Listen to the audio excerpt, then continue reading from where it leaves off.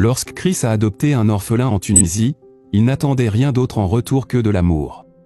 27 ans plus tard, Arson a trouvé un moyen extraordinaire de le remercier pour sa gentillesse.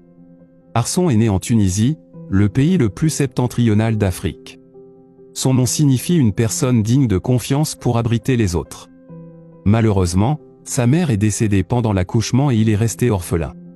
Ce petit garçon est devenu un occupant du village d'enfants SOS de Gamart peu après sa naissance, car aucun membre de sa famille n'a pu être localisé.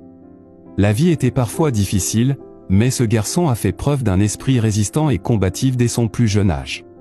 Quelques années ont passé, et Arson est maintenant un garçon de 6 ans vivant dans un pays gravement touché par la pauvreté, et où le taux d'abandon scolaire est élevé. Il sait qu'il doit se construire un avenir. Pendant ce temps, de retour aux États-Unis, Chris Peterson commence à s'agiter. Il se sent appelé à se rendre en Afrique pour y faire du travail humanitaire et se sent fortement poussé à se concentrer sur la Tunisie. Par coïncidence, des dispositions ont été prises pour que Chris rejoigne l'équipe des villages SOS de Gamart en Tunisie. Lorsqu'il est arrivé, il a constaté qu'il y avait beaucoup de travail à faire.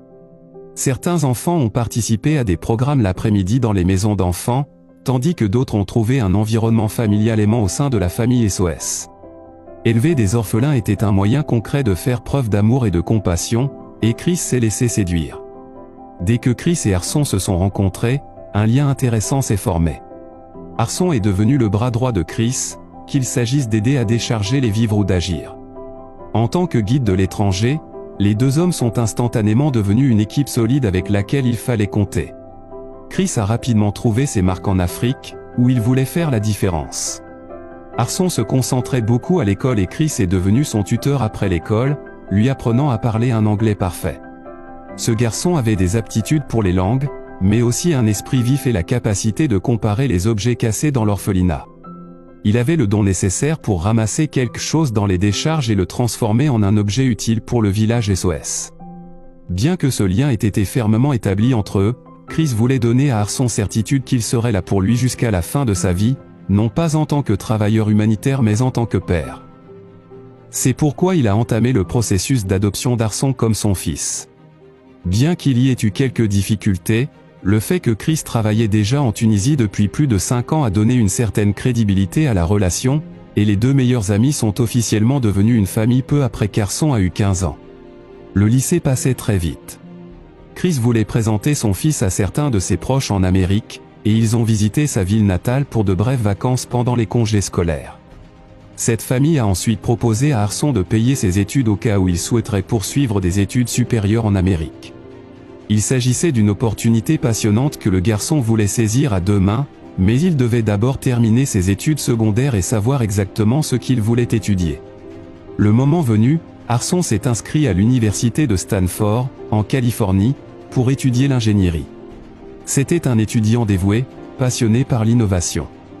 Dès le départ, il était clair que les origines modestes de ce jeune homme lui donnaient une vision différente du développement des infrastructures. Il n'a pas fallu longtemps à l'université pour reconnaître le talent et le dévouement d'Arson. Après sa première année, il a obtenu une bourse d'études. Les 5 années qu'il a fallu à Arson pour terminer ses études ont été une période difficile. Pour la première fois de sa vie, il a dû passer beaucoup de temps loin de son père. Chris a été pour lui un pilier de force et un filet de sécurité sur lequel il a pu s'appuyer. Bien que leur relation ait commencé de manière non conventionnelle, il n'aurait pas pu y avoir de lien père-fils plus fort entre ces deux hommes. La différence de culture et d'ethnicité n'a pas fait obstacle à l'amour qui existait entre eux.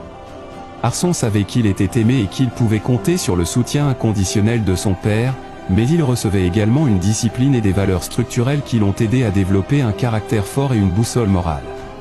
Chris est resté en Afrique, poursuivant la passion de sa vie pour l'aide humanitaire. Malheureusement, sa santé avait pris un coup et il ne se sentait pas au mieux de sa forme. Chaque fois qu'il avait une pause à l'école, Arson retournait en Tunisie pour rendre visite à son père, mais au fur et à mesure que ses études avançaient, il a commencé à travailler pendant les vacances pour acquérir une expérience pratique dans le domaine qu'il aimait le plus. 2 fois au cours de cette période, Chris a dû retourner aux États-Unis pour une intervention médicale, et tous deux ont chéri ce temps passé ensemble. Enfin, Arson était sur le point d'obtenir son diplôme. Il ne faisait aucun doute que son père serait son invité d'honneur lors de la cérémonie de remise des diplômes. Chris était si fier de son fils qui était entré dans sa vie non pas par hasard, mais par le destin. Bien qu'il ait consacré sa vie à faire la différence en Tunisie, le fait d'élever et d'encadrer ce garçon a sans aucun doute été sa plus grande réussite. La cérémonie de remise des diplômes a été un jour très spécial pour Chris et Arson, qui n'avaient pas anticipé à quel point son fils était devenu une source d'inspiration pour les autres. Non seulement il était extrêmement populaire parmi ses camarades de classe et ses professeurs, mais il était sur le point d'obtenir le titre de major de sa promotion. Arson n'avait pas fait part de cette information à son père avant ce jour, car il voulait le surprendre. En outre, malgré toutes ses réussites, ce jeune homme est resté humble. Arson n'a jamais oublié d'où il venait. Il s'est toujours souvenu que sans son père et la force de caractère qu'il voyait en lui, il aurait peut-être fini dans la rue sans jamais avoir terminé l'école.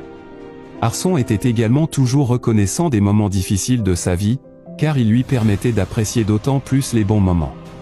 Dans son discours de major de promotion, il a partagé quelques souvenirs de son enfance dans un orphelinat en Tunisie.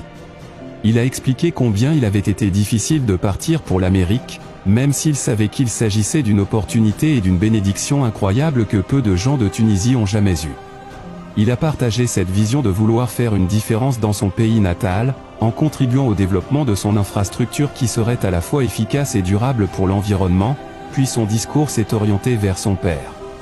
Arson a décrit Chris comme l'un des hommes les plus désintéressés qu'il ait jamais rencontré dans sa vie. Il a raconté des histoires de nuits froides où Chris abandonnait son repas pour nourrir une autre personne affamée. Mon père est celui qui m'a appris à aimer les autres plus que moi-même. Il a toujours dit que les règles et les limites sont là pour une raison. Elles vous protègent d'un monde dangereux. C'est un peu comme construire un pont sur une rivière infestée de crocodiles.